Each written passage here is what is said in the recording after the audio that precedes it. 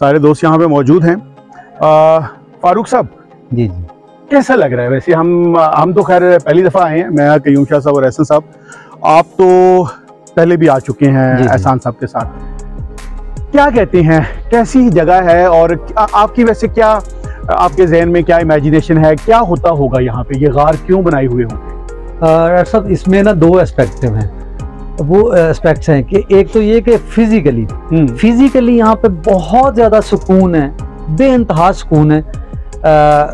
वो इस तरह से कि ये जो गार बने हुए हैं जो कुदरती तौर पे हैं, ये जितनी मर्जी बारिश आ जाए, जैसी मर्जी गर्मी हो, मौसम का इफेक्ट यहाँ पे नहीं होता। अच्छा, नहीं, आपका क्या ख्याल है? ये वैसे कहते हैं बुद्धा के दौर के हैं जी तो जी, इसका मतलब वो लोग यहाँ पे कोई मेडिटेशन करते होंगे, कोई इबादत करते होंगे यहाँ पे? जी यकीनन, क्योंकि बात यह है कि ये आज के दौर में भी अगर आप देखें ना, तो आज भी यहाँ पे इतना सुकून है कि बंदा दिल करता है कि अगर वो किसी भी मतलब शोबा से तलक रखता है कि वो कॉन्सेंट्रेट यहाँ पे कर सकता है। जरा देखिए, जिस जगह पे हम खड़े हैं इंतहाई पुरसुकून है। मेरा ख्याल में गर्मियों सर्दियों में यहाँ पे वेदर बड़ा ही मोतदल किस्म का होता होगा। अब देखें ना, ये जो केव है इसमें आप आराम से बैठ जाएं, कुछ भी करें, बारिश का कोई इफेक्ट नहीं है, बारिश पहुंच नहीं सकती। इवन जो है तूफान भी आ जाए तो यहाँ कोई मसला नहीं है। और हम गर्मी में भी आए थे तो यहाँ ठंड है।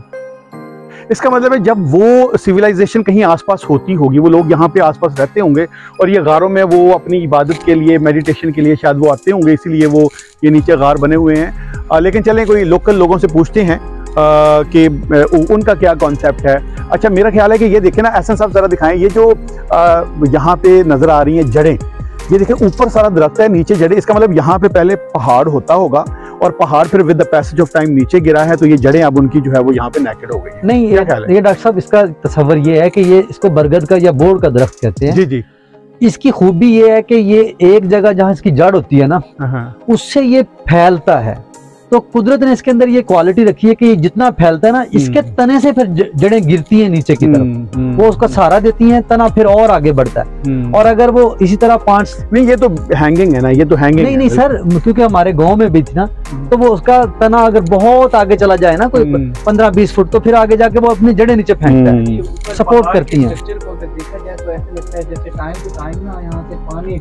हाँ, पानी रिश्ता है और फिर ना इसका ये घिस गया है, जिसको कहते हैं ना, साथ साथ में ये रस्टिंग और जो वेदर इफेक्ट्स हैं उसकी वजह से ये देखे ना, ये मुझे यूं लग रहा है कि ये पहले यहाँ तक था, आगे तक था, और ये with the passage of time ऊपर से, जैसे अब देखे ना हैवी बारिशें हो तो ऊपर वाले दरख्त भी नीचे आ जाएंगे, और ये देखे ना यहाँ से पहाड़ों को अगर देखें वो बिल्कुल नीचे से वो एक एक हुए हुए हैं। हाँ, जैसे ये देखें आप, पानी के गिरने, बिल्कुल। अच्छा, ये को मट्टी भी इसमें अंदर मिक्स है, मटीला टाइप में ना, मट्टी इसके अंदर मिक्स है। ये देखे ना, यहाँ से अगर ये नाखन आप लगाएं तो ये मट्टी आ रही है। अच्छा, और उसके बाद ये है कि यहाँ पे ना, ये देखे ना काली, ये जो काली हुई है दीवारें इसके अंदर से, इसका मतलब है यहाँ पे पहले जो लोग रहते रहे वो यहाँ आग का अलाव जलाते रहे हैं, जिसकी वजह से ये अंदर सारी जो है वो काले धुआं है, सही धुआं लगा हुआ है। बिल्कुल, बहुत अमेजिंग स्ट्रक्चर है, एक बहुत प्यारा व्यू पॉइंट है ये। अच्छा जी, ये एक गार है। अब बेटा जी थोड़ा सा आगे लेके आए, ये बिल्कुल ये यहाँ पे जड़ें हैं इसकी, ये जड़ें दिखाएं, ये वाली जड़ दिखाएं, ये इसकी दरख्त की जड़ है, वो पीछे वाली दरख्त की जड़ है, इधर दरख्त की जड़ है, और उसके बीच में ये यहाँ पे एक गार है, और ये प्रॉपर ये पीछे बैठने की जगह भी है, और यानी ये थोड़ा सा ये दरवाजे वाली साइड है, और बाकी सारे का सारा जो है अंदर से ये गार बना हुआ है। बहुत पुराना है फारूक साहब,